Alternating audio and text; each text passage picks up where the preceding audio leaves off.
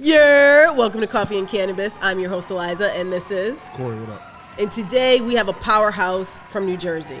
This woman, she's got an incredible story. Please give it up for Precious Osagie-Erese. See, I knew I was going to fuck it up. Girl, go ahead. Give it to us. Precious. No last name like Beyonce. We own that. Slay and sashay away. Thank y'all for having me. Okay, all right. Precious Osagie-Erese. Happy to be here. Happy to smoke with y'all. Happy to kick it. Osagie-Erese. Yeah. All right. Put some saying on her name, you know. Osagie-Erese. Osagie-Erese. I don't understand why it's so hard for you. I'm sorry. All right, but before we get into it, what am I smoking? You're smoking Temptation F2, Okay. Yeah. And what you got? and we are smoking Ice Cream Mints. And for coffee, we are drinking Mod Cup. As you guys know, still under construction, so just been trying to shout out the local spots around us. They're located in the Heights, pretty popular coffee shop in Jersey City. So caffeine and dreams is a dream come true. But before we get into the story about how someone tried to crush somebody's dream, we're going to get into the story about this woman, just learn more about, you know, how she even got here, how she even got into cannabis. So please, walk us through the beginning. Man.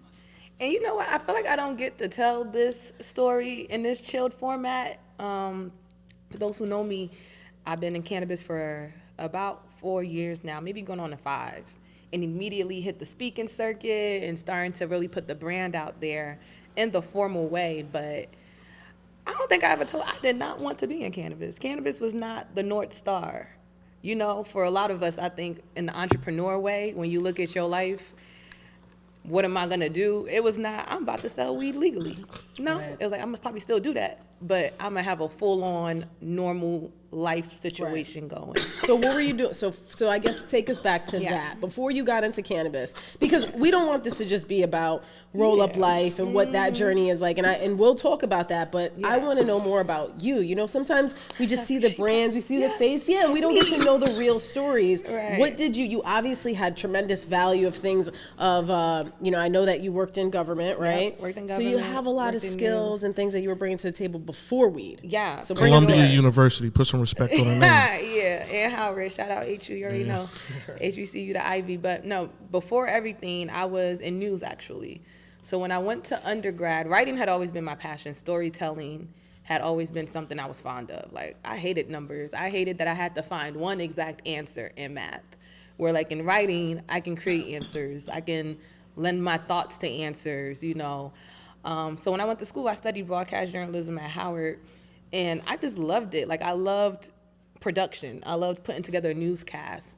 There was a time, like, my biggest aspiration to be was kind of like an executive producer for, I would have curated and created my own, like, black news section. And not on BET. I'm talking about a CNN primetime slot that really occupied black news stories, black spaces. And I was really training myself for that, you know, working on the newspaper. I worked in a lot of different newsrooms at the time, NBC, CNN.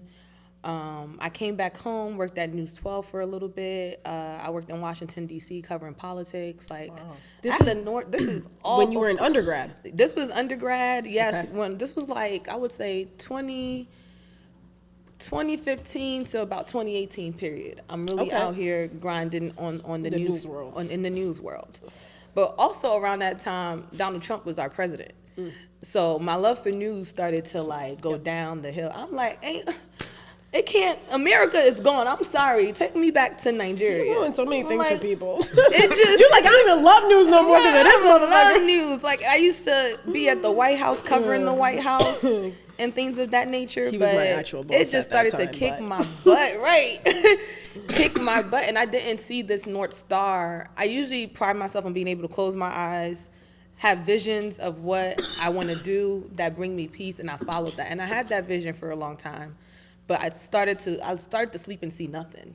And I got scared. I'm like, well, this is what I've been working so hard to, but I still try to push the vision. So after News 12, I went to work in my city where I'm from, East Orange. Raised there after I moved from Nigeria my whole life. And I got a call saying that there's a position to work in the mayor's office. I said, you know what, perfect. I'll go to grad school at Columbia. I thought that would like resurge my interest for news or figuring out a new like digital media era to be in. I liked how people were consuming news now more on social media than TV. And I was like, all right, let me go arm myself with more skill sets. And it was in that period that cannabis crept up. And it just kept messing with me. I don't know if I can curse on here, but it just kept like interrupting my I was just sleeping like good, like, okay, yeah, dream. Okay, TV news. Okay, good salary. Is that a Maserati? I think you got one of those. I was just starting to sleep real good. And for those who know me, I just couldn't stand entrepreneurship. I couldn't stand the instability. I couldn't stand the not knowing where you're going to eat from next. Like, as a very structured person, most people say I'm generally tense, even though I be blowing down having a good time. So those for people that don't really know me. When's your birthday? October 10th. I'm a Libra. Okay. So both ways. Which way we... I just need to know. I just want to know. Right. Not even 10 minutes in, straight to moon and stars. Fuck. It's vital information. She said that she's very structured, right? So I just needed to understand what that meant. Yes. Because that's actually not a very Libra trait. I'm an air sign, so it definitely goes. But for me, I've always created structure. That structure probably came from my background being Nigerian. Immigrant parents who bust their butt to come to the States. You watch them work hard, sacrifice everything for you and your siblings. You got no choice but to work hard. All you're doing is figuring out how you're going to repay that tenfold because they provided opportunity. So maybe that's where that structure came from. But most times I'm really chill. So that's probably, see, she know. But finishing grad school, excited to apply this degree, and my best friend Tyon Bryant, who founded Roll Up Life, just was asking me like, "Yo, you trying to do this thing with me?" And I kept saying no because I'm like, it's a. First of all, you're gonna get caught. It's a scam. Sorry to tell you, that's what I thought. I thought the industry was a scam. I'm like, without a medical card, I don't know what's going on. And I really wanted to regain that sense of like, what am I supposed to do with my life? Like when I slept, had those visions, I needed to understand what that was. I needed to see something. And the more and more I started to learn, I started to see a vision in the cannabis industry that was beyond being an entrepreneur. It spoke to so much more about not generational wealth for my family, but for communities. I literally saw a different lifestyle for Black and brown people if this was really being able to change lives the way they said it would. Yes. And this was at the beginning before I got hip to the whole social equity, this, that, and the third, yada, yada, yada. I'm just bright-eyed, bushy-tailed. Like, finally, something that's gonna, and I didn't even consider myself a super passionate advocate person. Like, I supported missions that I believed, but nothing got me riled up like this. And then here we are. Here we are. And then here we are. Well, one thing with your Nigerian background. And me spending time with my good next door neighbor, an investor in our company. Who has the best jollof rice? Oh. Because my neighbor's from Ghana. You want to start beef? I will happily start that beef. It is Nigerians. To be even more specific, my mama. Now the internet is going to fight with us more than they already do. I just want to know who got the best jollof rice. Ghana, Nigeria. Bring it. I'm ready, internet. It's Nigerian jollof, specifically my mother. Specifically. How just at me? At me. At me. Oh, man. So now you're here. Yeah. And you show up to Cannabis. And you say, Tyon, I got you. Like, you've been bugging me all this time, whatever. And you probably think strategically and say, I'm from this city. I've worked for this city. I have great relationships in this city. Let me help. Let me help him, and we're gonna really make this way bigger. Nah, for sure. Right, because you're bringing too. That's how Corey and I see it that way. It's like you're bringing more to the table. You're bringing more brain power. You're bringing more creativity. You're bringing more energy, and now you're gonna really blow this out the water, right? Yeah, and more importantly, so what happens there? More importantly, you're bringing something that can change literal people. Because from working in government, I started to realize, residents, they lean on government for things your basic needs: garbage pickup, cleanings, making sure you're getting your mail, just a lot of, good roads, good educational system. Your fire department is answering in 3 to 5 minutes. Your police department. There's a lot of things that are actually focused on the municipality for people to have a quality of life. Yes. And I said to myself immediately when cannabis was starting to click in my head, imagine having an economic driver that can enhance that quality of life because now that municipality is armed with funds to build better roads, to have better schools, to hire, to pay more, to digitalize themselves, to just give more access. And I kid you not, I could have done cannabis nowhere else but East Orange for that very reason. You know, I expected that money, and I know it still will come, touch that city, will then directly impact quality of life for specific people, for Ms. Rose across the street, for Stanley and them, my old coaches, Coach Walker, everybody who, because it's a tight-knit community. So that was actually the vision I had when I finally was able to sleep and see how I was supposed to fulfill, you know, have a fulfilled life, a good career. It all started to center around cannabis, but specifically in East Orange. I would say that vision is still there. I probably have to do it a different way. But for most people who know, you know, we're a delivery company. You know, we started off Roll Up Life. Tyon started off. I remember he's in a car with his cousin Juice. Shout out to you, Juice, because you're really part of the story.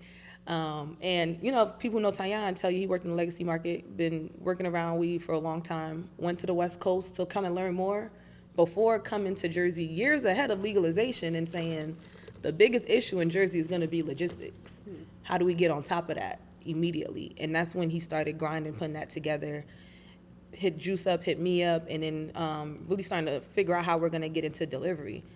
But then the more we start to understand cannabis, and you understand it from many different facets, the professional way, the entrepreneurial way, the advocacy way, the social justice, social equity, all these things, especially raising money, investors, how do you really play ball?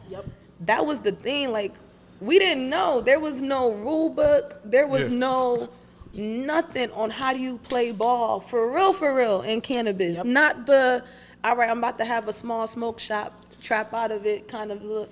For real play ball. And we didn't have access to that, so we had to go find it and dig and figure it out.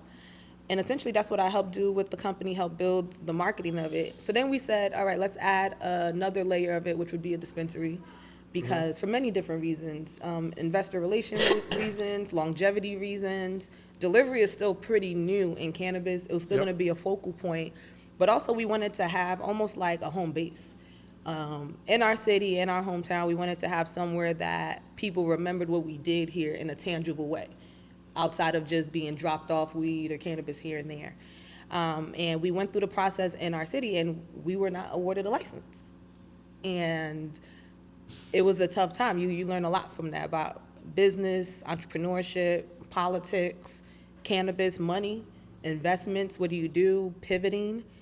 And it really was a thing. You know, I feel like a lot of people heard about it, and we wanted that to be, because if this was supposed to be that vision where Black and brown people come into this to not just support themselves, their families, their communities, that fucking vision was not happening. Right. Well, we'll back up a little bit, because the you not being awarded a license is a way bigger thing. Yeah. So just from what at least I understand from the outside, from their whatever scoring metric they came up with, you guys were the highest score. Yes. So application face value alone, they can't deny you had the best application. You scored the best. Yeah, couldn't deny it.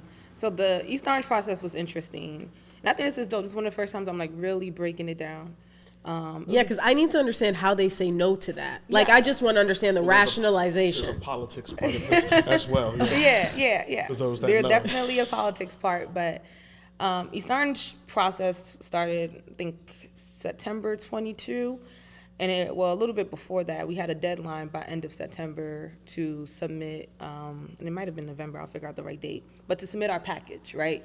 Which would then be reviewed by the East Orange Cannabis Control Board. So there's a separate board of people selected from the community who made up this entity. They would review your application for a first step, and then they would endorse you for a resolution to the city council.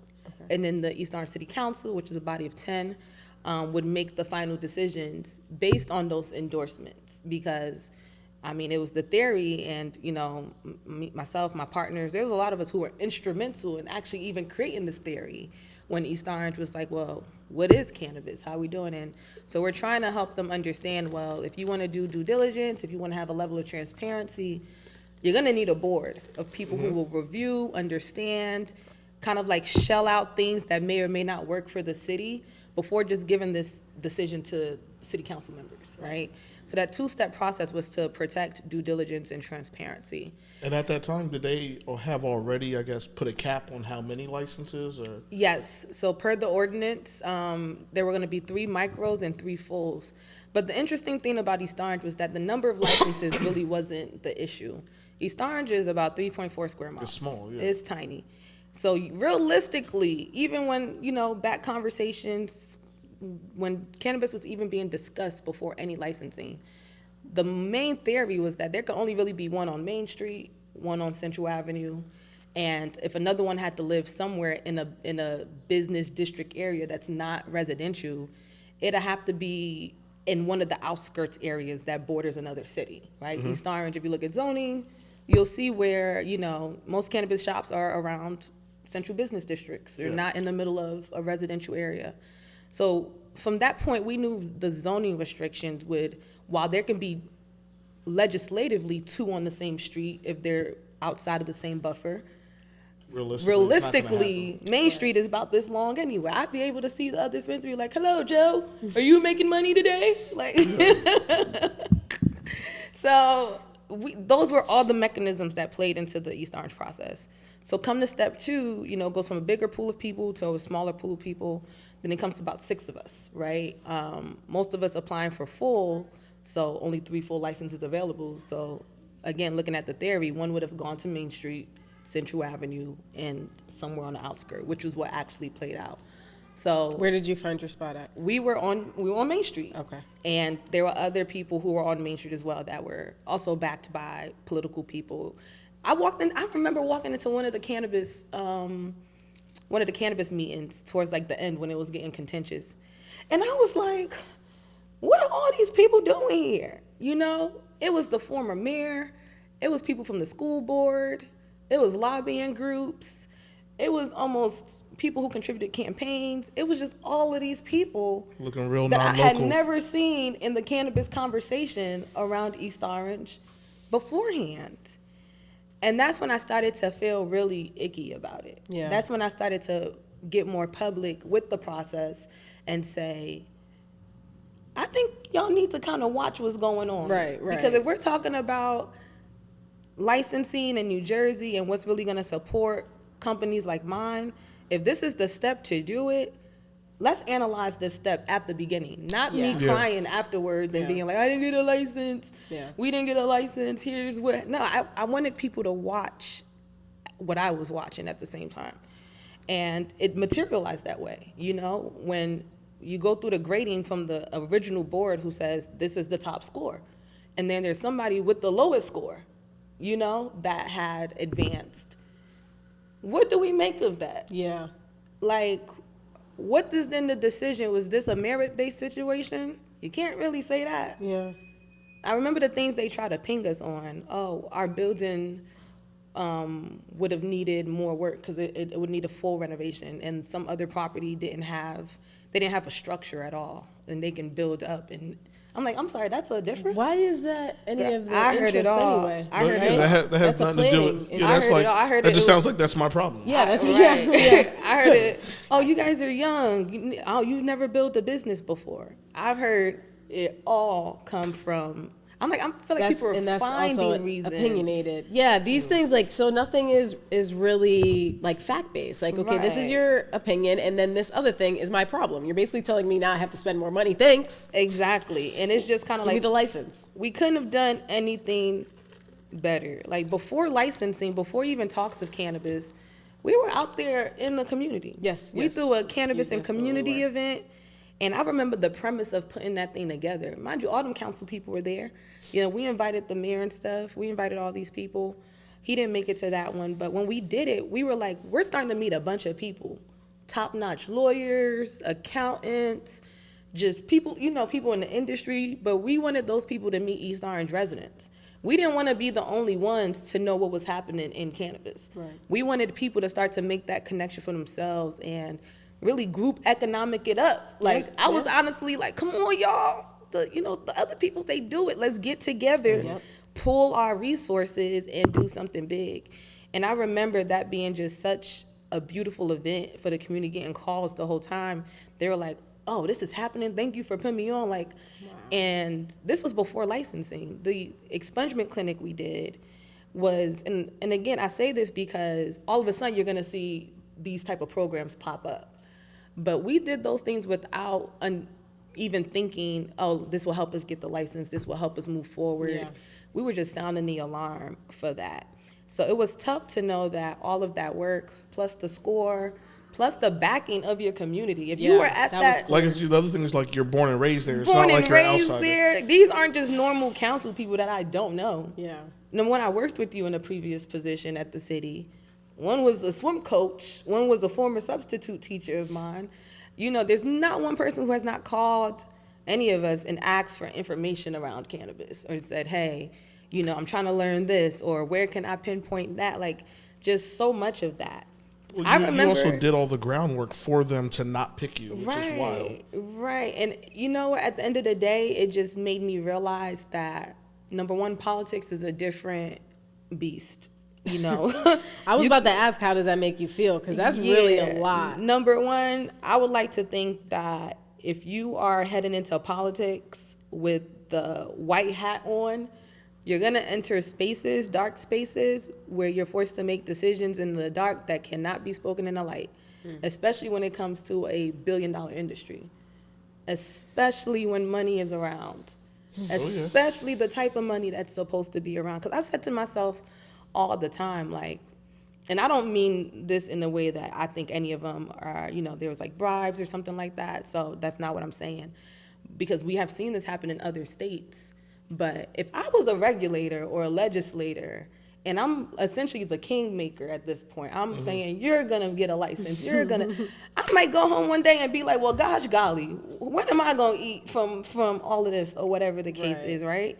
And there are people in other cities, other states that resign positions in politics to pursue cannabis full time. Like, and that's cool. That is your prerogative. Right. But I think cannabis in politics is something that isn't talked about. Yeah. That arms entrepreneurs. And I'm going to say, because I've already been saying it. You want to talk about it? Listen. Cannabis in politics is a different beast, and I'm going to just leave it. Leave it there. I'm going to say this shit. You know what I mean? It's interesting when you have cannabis control boards that the whole premise is based on social equity, and all the initial members are non-African American. Yeah. I'm saying some places had to fix that. Yeah. But I ain't here to spill the tea. You know, it's interesting how often city council members have to excuse themselves for voting on topics. Yep. But I ain't gonna spill the tea. Don't spill the tea. It's too much.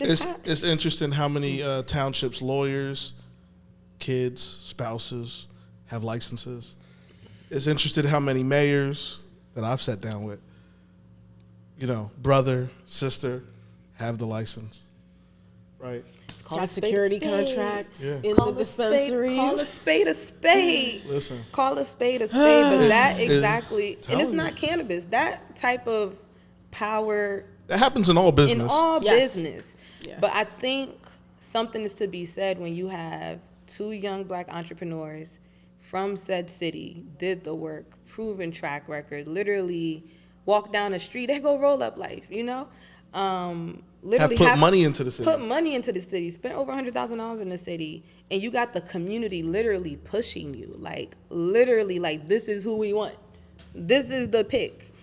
And for the work of politics to still take place, you know, there's a learning lesson from that, but it also goes to show that when you even look at systemic racism or even systems of oppression. I'm glad you went there, because I was about to. I'm glad you went there. I didn't want to get all Dr. Umar on him, but since we here, let's just, you know. Dr. Umar. There's forms of systemic racism that even trickle into black communities that you just cannot even begin to understand its oppressive ways, even when it comes to voting.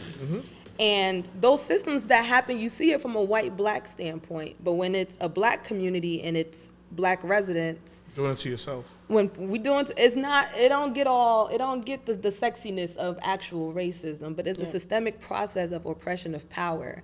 Because when, redistricting and now you're pushing all the black people into these crevices of cities and everything like that, and it's great. We want to have our own black city council, our own black this. Then we end up with limited resources. Yeah. Limited resources compared to our white counterpart towns. Yeah. So now you're looking at what systems of power, while some of them may be good intentioned, will help supply this community, it doesn't always come from great places. And those trade-offs you think about that you see in the TV shows and everything have to happen. So again, I don't want to talk about well, it's also the checks and balances within a town. Yeah. That, like one or two people's affiliations or different things like that should be able to tip the scale all the way where you just don't get, right? Where some of this has to be like common sense. It's like, if I check every box, you better have you can't just tell me no. Yeah. Now you have to explain why you said no, right? Black owned, woman owned, right? In the community, the local aspect has done the work, has the background, professional background, right? On paper, professional background and off paper, right? With your partner. So it's like now you got to explain it, right? Yeah. It's like I need a justification, and we've even seen that. This is to them hating ass motherfuckers at Hoboken that didn't give us a license, or nah, fuck them. Not because real talk, because we went through this similar situation in Precious. We didn't even get the chance to bring the shit to a vote. It was like, yo, we're not going to push your thing through. Yeah. And it was like, how? Right. And they're like, oh, well, they come up with some BS or what it does mean. It's like, how? Like, at some point you like, yo, we good on y'all. By the way, I seen him at a conference the other day, and I was triggered. I didn't go into the session. Jalen went in there because he was in there talking about municipalities and how to do business with them. Yeah. And I'm like, you lying motherfucker. Listen, it's traumatic. It is actually very triggering what these municipalities end up doing to small black and brown businesses looking to enter cannabis. And I'm not saying that everyone's a winner in cannabis. I truly understand that. It's still business. It's still business at the end of the day. And, of course, let the best business, but, again, that gets very convoluted in cannabis when you're throwing in all these other aspects. Completely understand that. But in this blatant case, couldn't understand. I remember that hearing. It was so traumatic. It was like everybody, it was full, too. Someone had told me people were there to celebrate. Packed. Yes. Someone told me this is the most packed that City Hall had been in about 3 years. Wow. There was that many people there to hear what was going to happen.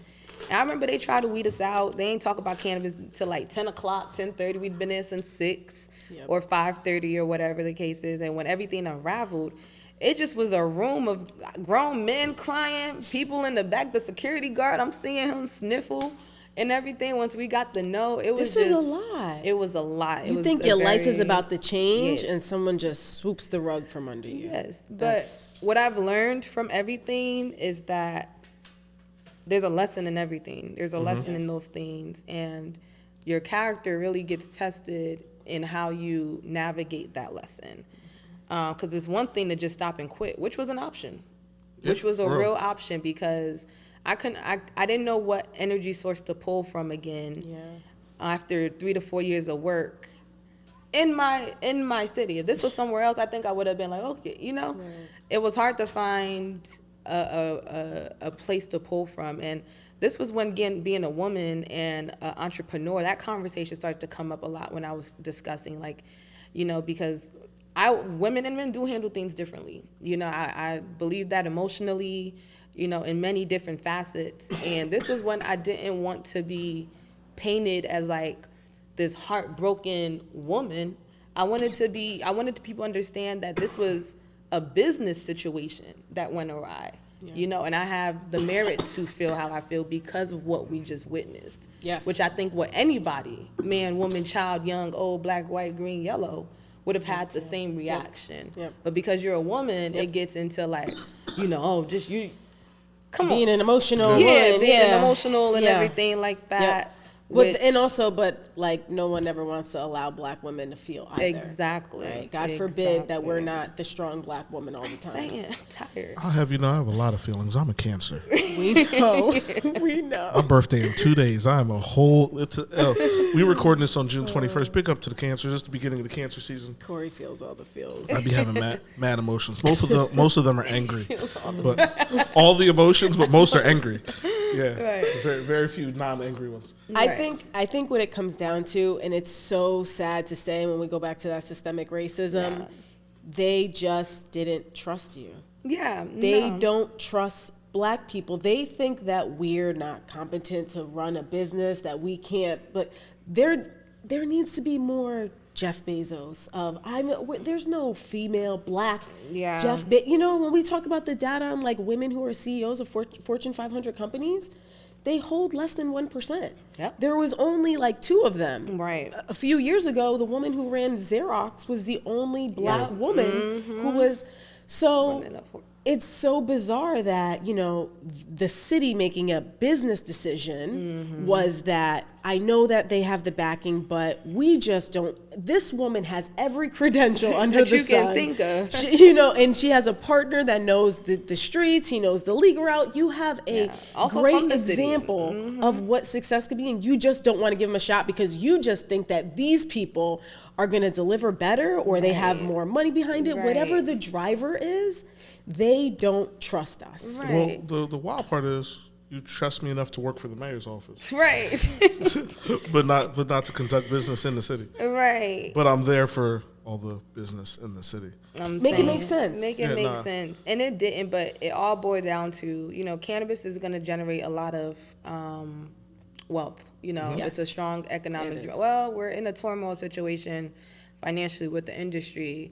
And I think it's just kind of like the ebbs and flows of a brand new industry. So there's a lot of grace to be given with cannabis. I'm sure when they were building the internet, not every site worked, like not every single thing. Ain't day one, we was on Google talking about some surfing. We was surfing the web. We was on the little thing. Like there wasn't this like perfect way of industries rolling out.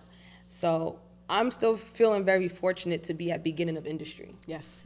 And I'm still very fortunate to finding pathways because at the end of the day, what happened for us ended up being a learning lesson and a teaching tool and a case study, which is at the end of the day, I've always wanted this to impact more than it was just about wealth and greed and cannabis. I'm Nigerian. Like, I had to sell my parents on the fact that I'm leaving this good old Columbia degree to essentially sell weed. I had to present a PowerPoint presentation. I know you did. To the family. And I had to lead with the numbers. Like, so this wasn't a simple decision. It was an investment. You're investing in yourself. It was me saying, this is how I'm going to change the trajectory of my life because I'm watching how I can orchestrate impacts for so much more. And I think at the end of the day, when I talk about vision and going to sleep, I'm still seeing that from this industry. So it's really, I talked about not having an energy source. These last couple months after analyzing things, like just wait and see. Like it's just a new battery behind our back to do things. It seems like, and someone told me this that day of, it's not just too small for you. And it didn't resonate until probably like maybe even last week. I honestly probably was the first time I felt comfortable riding around the city again and just, you know, seeing people going past the building. You know, I couldn't even make that right no more on Freeway Drive. I had to, if I was going to visit my parents, I had to scoot around. But the other week was the first time I actually started to ride back around and feel more empowered than everything. Because, God really said, nah, more, bigger, better. And everything we've been doing since then has been showing that. So in terms of not getting all spiritual, I can get Dr. Umar and I can get Kirk Franklin. Like, which one? But which one you want? In terms of like looking at it now from that vantage, all these things happen for a reason. And I'm grateful for the opportunity to continue to build and, again, be first in industry. Yeah. So. Well, cheers to that, because this is new. Cheers. Is new industry, and we are at. It's just like when tech was developing, brand new. I love that you centered yourself back to gratitude, because that's a incredible positive way to look at it. And although it is a pain point and it might still be, have trigger points when you have that experience, I was talking to someone the other day about, as a people, we're always talking about breaking down the door. Like if they, I'll be a disruptor, and if they don't want to let me in, I'll kick down the door. And I started thinking about the barriers that are placed in front of us and the strategies that we use to navigate them, and how sometimes we don't actually need to kick down every door. It's literally intended to stop us and redirect us in another way. And I mean, I'm sure you have your big vision, and what I'm seeing from the story that you're telling me is, this dispensary is really just a place. It is one brick and mortar facility. But what you were doing with Roll Up Life on the tech side is really global. I mean, and we're talking about industries like black tech founder, black woman. Like, come on, can we speak to that? Like, this is I'm seeing the redirection. I hope that I'm calling it, pinning it. In 5-10 years, when you see this black tech founder with this big app, she's going to be the Uber delivery of cannabis. I just want to know who said it first. She's actually absolutely correct. And honestly, I'd credit my founder, Tyan, on that. He's the real tech person of the company. Because remember, going back to the story, I was always writing, storytelling. I was able to tell the story of Roll Up Life. He was able to create the story of Roll Up Life for me to tell. And that's how we've always worked well together. And just growing up around one another. He's always been the dreamer of it, and I can explain those dreams in ways that he sometimes couldn't. And through it all, we always used to joke when things would go bad for us. Like, not bad, but this East Orange thing was like one of a bajillion things. This was probably the highest. But man, we been through some things. We be going through some. The How long funniest have y'all thing, known each other? I've known Tyan probably since I was like in the 5th grade, 4th, 5th grade. Yeah. Yo, one of the funniest things that really I don't think people would understand, that I just even think black businesses deal with, is just like when you're creating partnerships. So this is a real quick story. Tanya probably gonna kick me for telling it, but something this simple. We were doing merch for an event we were doing. We done had it planned out. We're gonna get the merch together. Our merch person just disappears. Like, don't call us back. We like, hey, we ready to pay you. Fell off the earth. Wow. He had thought he seen Ty walking around with his girl one day, and Ty was like, I don't even know the lady. Like, what's going on? I'm calling him like, listen, I could vouch for him. He was with me. He was nowhere. Please just print our T-shirts. Please just print the grinders. And we sat back at the end of it, and we had to re-navigate to UPS, and we just kept saying, when the tech is ready, it's up. We not gonna have to deal with this anymore. And any stories, running it up with an investor who doesn't show up, and then next thing ghost you, and you got thousands of dollars in lawsuits. Sat back down and was like, the ghetto. When the tech is up, we're up. He's always just had, the strong foundation that at the end of the day, the dispensary, the brick and mortar was the icing on the cake. We just wanted to, like you said, cement ourselves in the city. But delivery is global, and it's growing, and we'd be aligned to be one of the first delivery operators in Jersey alone, not just one of the hundreds that already exist in the dispensary realm. Right. So he really started to anchor down in and building it and expanding on it and getting it ready for it to do its thing in New Jersey. So at the end of the day, the North Star that created all of this will still be there, even after this hiccup. And like, you're right, we're watching how delivery is failing and growing in different states. In Canada, where Uber was, literally studied that, worked, was on the Ease Momentum program, understood everything about California delivery, seen everything that's going wrong regulatory-wise with delivery in places like Massachusetts, watching a company like Lantern Shutter, taking all of that research, indexing it, and then cementing it into the tech, not necessarily the dispensary play. Yeah. At the end of the day, when we looked at cannabis, we entered delivery not just because of the logistics part, but it was also more feasible at the time. But the goal was always to just attack the supply chain from the ground up, then retail, then manufacturing, then cultivation. Like, Tyan's a visionary. That was his whole thing. So at the end of the day, at best, we're right where we needed to be the whole time. And now we can anchor on that even more. Yep. Take the knowledge we learned from, wanting to launch a dispensary, still apply it, but now we're just a lot more agile. You know, we know what we know now. If anything, the worst thing you can arm us with is education and information. Yeah. It's a lesson. We know what we know now. So never a loss. Yeah. There's always a lesson in it. Dope. Yeah. That's dope to see that. Because my emotion would have been anger. Yeah, I can only imagine fire breath just everywhere, breathing. Dude, I'm burning it down. They'd had carried me out of that courthouse. I'm burning it down. I'm still mad about us not getting that vote for unanimous on the last one. All right, let me make him shut up. Are we on You Don't Know Jack? All yes. Right. And next segment. He is going to cut needing to abstain because you already did some dirty business. Corey is going to cuss everyone out that was mean to us. It's not my fault. I'm a cuss baby. I'm half Cancer, half Gemini. It's right on the day. It's not my fault. It's all right. I got three. Oh, they're you pretty don't know good. Jack? Okay. Yeah, You Don't Know Jack. All right. What are some lesser known cannabinoids or compounds that show therapeutic potential in cannabis products? This is an excellent question. CBN, CBG. Y'all already playing around with that Delta 8 versus Delta 9 shit, which is going to mess up some people anyway. Yes. But like you'll see that most people are on the CBN wave because it helps with sleep. Okay. So now you see the CBN gummies, or especially on the CBD side, you'll see this half CBD, half CBN gummies. I've seen actually. What about CBG? CBG, what is CBG? CBG is appetite, I believe. I'm trying to remember. There's so many letters. Like every letter is like a different. I think CBG. One of them is for appetite. People with IBS, it's better for that. Yeah. So from that standpoint, when we do like a panel for when you get your cannabis tested at a state lab, you'll get like I think it's 12 total. Okay. And there's more than that. Those are just the 12 major ones to see how your stuff is testing. And then on the labs, you can isolate them. So that's when you get the what's called the like dosed gummies. So it's like 5 milligrams exactly of CBN, 5 milligrams exactly of CBD.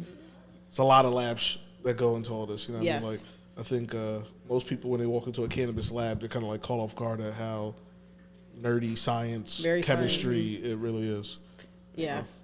All right. So what are the advantages of closed loop extraction in cannabis processing compared to other methods? This is actually closed loop extraction, you said? Yes. What are the advantages of closed loop extraction in cannabis processing compared to other methods? It's the other methods that's catching me off. But it's really different strokes for different folks.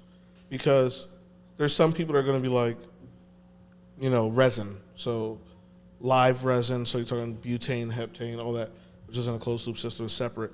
But that might be the best. Other people are going to tell you dabs and solventless dabs are the best. Some people, obviously there's a huge market for distillate vapes because that's the second biggest market besides flower. So I don't know if there's necessarily one is better than the other.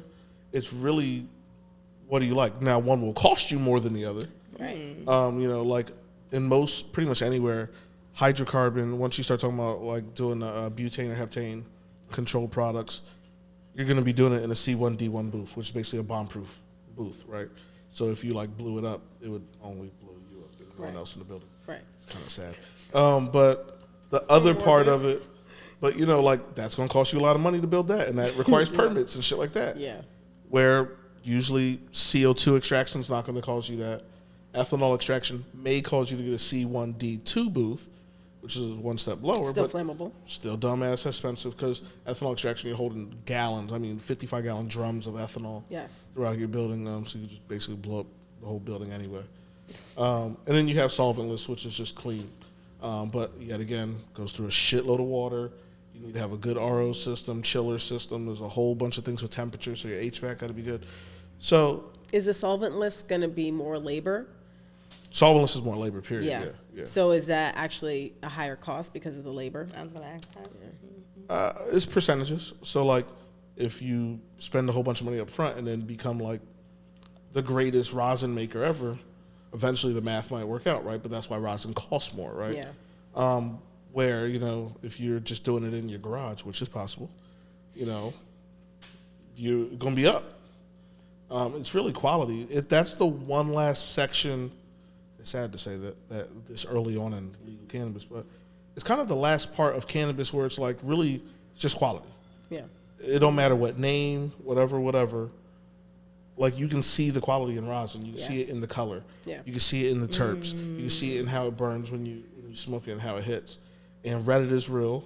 And them dudes that do dabs be on Reddit and they will blast your shit. Word. So where, distillate. Love Redditors. Half of the distillate don't even have real terpenes in it. So obviously they doing fine over there. Well, I guess my thought is that I know a lot of people are trying to have sort of cleaner experiences. So they want solventless because, the butane, and they say that it does leave a residue. They, they say they remove some of it, but does it really? It probably doesn't. So the water, but it's probably more labor intensive. So then it costs more too.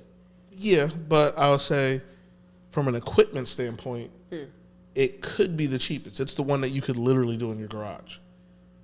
To do it really, really clean and be sterile and, a whole bunch of certification kind of shit, it's very expensive. Right. But people do make hash right in their garage. Right. I mean, you buy weed, freeze it very, very cold. Don't teach anyone how to make hash on the podcast, Corey. Nah, this is YouTube shit. You can YouTube this. All you need is 2 55-gallon trash cans, a really good ice maker. If you want, go on Amazon. You can get a good RO system for under $200. Plug your hose into the RO, hose that into a bucket, use that water for your ice maker so you have clean ice and water. Beat the shit out of frozen weed, really, really high micron. All this shit is Amazon Bible shit. And now you take the hash and then buy a everyday kitchen cookware? Yeah, no, the thing that's dehydrator. Okay. Dehydration unit, like when people make jerky and shit like that. Yeah. Wet hash in there, dries it out, press it, rosin. Got it. It's a lot of steps though. Like, comment, and subscribe. You're welcome. Press the button. For your free tutorial. Yeah. But listen, you know what's crazy to me? The average cannabis consumer knows none of this. Nope. Solventless. Nothing. Like, they just like... Except for the Reddit bros that do rosin. They know it very clear. And spend that money because that shit is expensive. They spend money on their shit and they know the process. When is Dab Day? Right. 7/10. 7/10. Yup. Shout out to y'all. We know y'all spend that money. We gonna make sure we have the right product for you. Shout out to my homies Mud Brothers launching somewhere around there too. That's big. Listen, there's a lot of crazy things happening in cannabis in Jersey, in the North in general. We appreciate being able to, give you guys that information because, like you just said, like we don't hear this stuff being discussed. People don't know the depths of this. They don't really know the industry, and they don't know it at sort of a high-level conversation like this. No, cannabis is still a novelty. And I'm high. And cannabis, you be high. Cannabis is still a novelty. It's still like just fun to walk in a dispensary, like, ooh, let me touch. Yep. Like, let's see or whatever. Yep. It's still just an experience that people are like, I would have never thought. So if you're a smart business person, smart marketer, you're in this point where there's a term, weed is weed, because that's just the general knowledge of just the basic consumer, which, to be honest, I wasn't like, okay, let's break down the terpene profile today. Let's go on and see if we got limonene. I was just like, it's a mid. Like, there was no rhyme or reason. And then I just didn't go back there. Right. And I went somewhere else, But so you're a smart brander, marketer. This is the tip.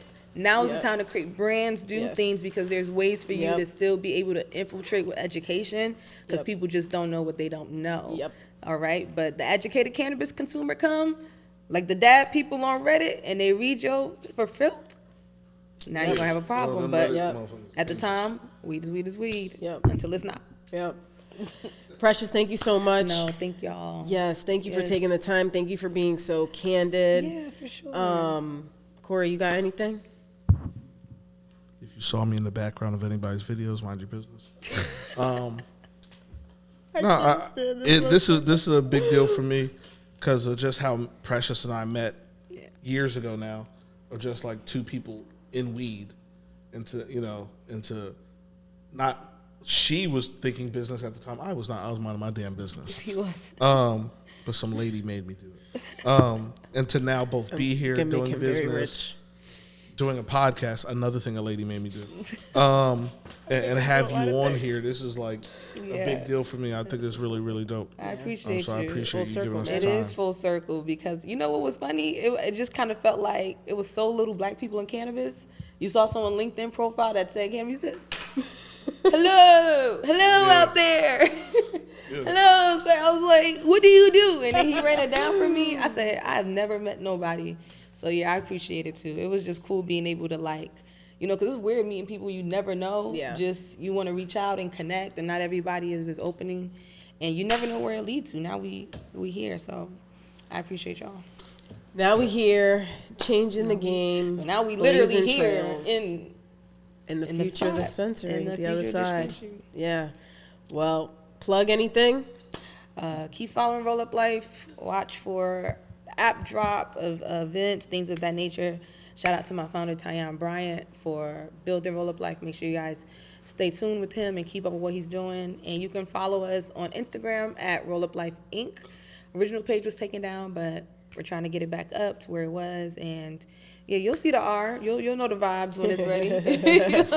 You'll see the R. Yeah. All right. Well, support. Appreciate y'all. Like, comment, and subscribe. We'll and invest.